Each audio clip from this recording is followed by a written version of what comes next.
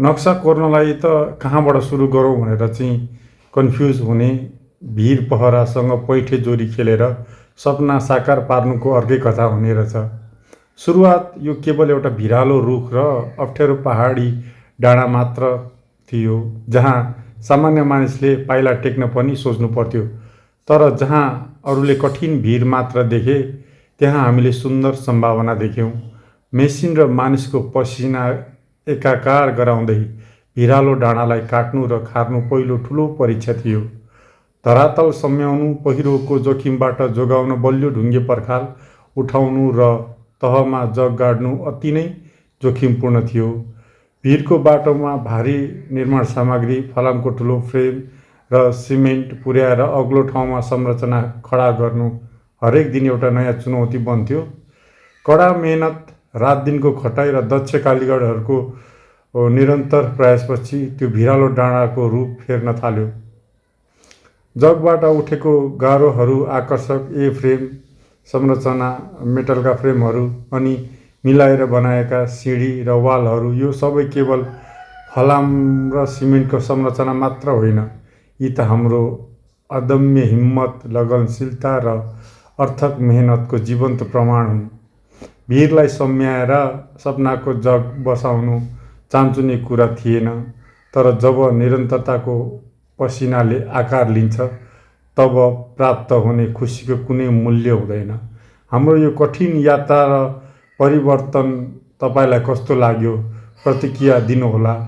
हुन त यस्तो सयौँ हजारौँ ठाउँमा चाहिँ अप्ठ्यारो परिस्थितिमा मान्छेहरूले काम गरेको छन् होइन, तर उही भन्छन् नि, बाली राम्रो अर्काको, बाला राम्रो आफ्नो भनेको जस्तो बाली नाली चाहिँ अरूले लगाएको आहा कति राम्रो चाहिँ सप्रेको रहेछ, उसको फल्नाको बाली भनेर भनिने रहेछ होइन।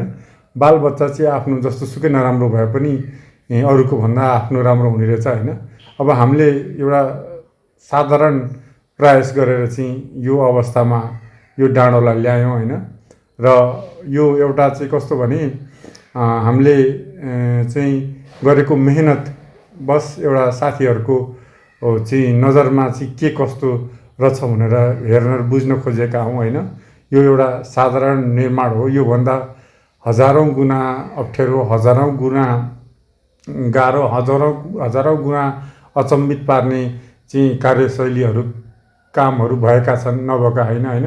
तर हाम्रो लागि चाहिँ यो एउटा पहिलोपल्ट चाहिँ चुनौती खडा भयो हाम्रो सामु होइन। र हामीले चाहिँ त्यो चुनौतीलाई सहर्ष स्वीकार गरेर के गर्न सकिँदो रहेछ, कसरी गर्न सकिँदो रहेछ र हामीले गरेको कुरो दिगो हुने रहेछ कि रहन्छ भन्ने चिन्ता त थिँदै थियो। तर जुन कुरा हामीले चाहिँ वर्षौँ लगाएर सकाउने अथवा तपाईँको 2-4 वर्षको ग्यापमा चाहिँ कम्प्लिट गराउने सोचका साथ सुरु गरेका थियौँ। र यो निर्माण कार्य, निर्माण शैली र यसको तपाईँको सोसल मिडियाको हाइप बढेको देखेर हाम्रो ओनर भाइहरूले चाहिँ सकेसम्म यसलाई चाँडो सकाउनेतिर लगाउँदै भनेर चाहिँ भन्नुभएको भएर, आग्रह गर्नुभएको भएर हामीले पनि जस्तो सुकै अवस्थामा पनि अब यसलाई चाहिँ सकेर नै अगाडि चाहिँ बढ्ने निधो गरेर चाहिँ गऱ्यौँ होइन। र जे जति हाम्रो सिप, जे जति हाम्रो दिमाग, जे जति हाम्रो चाहिँ क्षमता छ, त्यो हामीले सम्पूर्ण कुराहरू प्रयोग गरेर चाहिँ यो गऱ्यौँ होइन। र हामीलाई चाहिँ एक हिसाबले चाहिँ अप्ठ्यारो, हरेक पाइलामा अप्ठ्यारो भए तापनि होइन, तपाईँको काम गर्ने मान्छेहरूलाई चाहिँ होल्ड गर्नलाई गाह्रो हुने यस्तो अप्ठ्यारो ठाउँमा होइन। अब तपाईँको ठुलो मिसिन ल्याएर खन्न पनि नमिल्ने, अब तपाईँको पात्रे ढुङ्गा टाइपको ठाउँमा चाहिँ ठुल्ठुलो जेसिपी, तपाईँको स्क्याभेटरहरू ल्याएर खन्दाखेरि चाहिँ त्यो तपाईँको आफ्नो भुचे सुक्खा पहिरो जाने डर भएको हुनाले हामीले सकेसम्म हातले नसकेको तपाईँको ज्याक हम्बरले चाहिँ खनेर चाहिँ सम्पूर्ण कुराहरू तलबाट चाहिँ एक लेभलसम्म उचालेर नै लग्यौँ होइन। र के अरे जुन चाहिँ त्यति साह्रो सहज थिएन देख्नलाई जस्तो होइन। जे जस्तो होस्, हामीले जसरी भए पनि, जे गरेर भए पनि हामीले यहाँसम्म यो कुरोलाई ल्यायौँ र यो अझै निरन्तरता छ, यसको अगाडि सिद्धिने क्रममा छ होइन। यो कुरो चाहिँ सिद्धिसकेपछि चाहिँ एउटा हाम्रो लागि चाहिँ एउटा एचिभमेन्ट, एउटा माइलस्टोन चाहिँ हामीले चाहिँ पुरा गरेको, क्रिएट गरेको जस्तो हामीलाई फिल भइरहेको छ र हुन्छ होइन।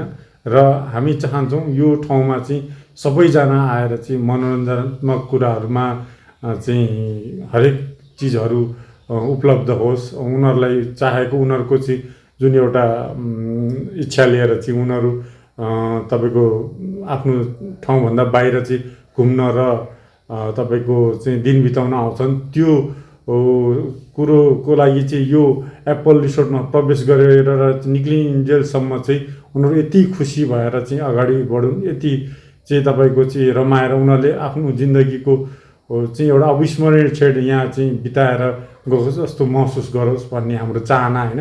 हामीले गर्नुपर्ने पाटो हामीले गर्दैछौँ र गरिसकिसकेपछि दोस्रो पाटो यसको चाहिँ तपाईँको सेकेन्डरी कामहरू सुरु भएर अगाडि बढिसकेपछि र जुन क्रिएटिभ माइन्ड लिएर जुन भाइहरू अगाडि बढ्नु भएको छ उहाँहरूले झन् यसलाई अझै सुनमाथि सुगन्ध थपेर चाहिँ अझै राम्रो अझै भव्य बनाउनुहुन्छ भन्ने मलाई पूर्ण विश्वास छ। यो कतै गएको ठाउँमा कतै जाने ठाउँमा बिसाउने ठाउँ जस्तो नभइकन चाहिँ एउटा डेस्टिनेसन यहीँ आउनको लागि भनेर चाहिँ मान्छेले चाहिँ जोर गरेर आउँछन् भन्ने हिसाबले चाहिँ उहाँहरूले बनाउनु भएको छ र बनाउन सफल हुनुहुन्छ भन्ने मलाई पूर्ण विश्वास छ।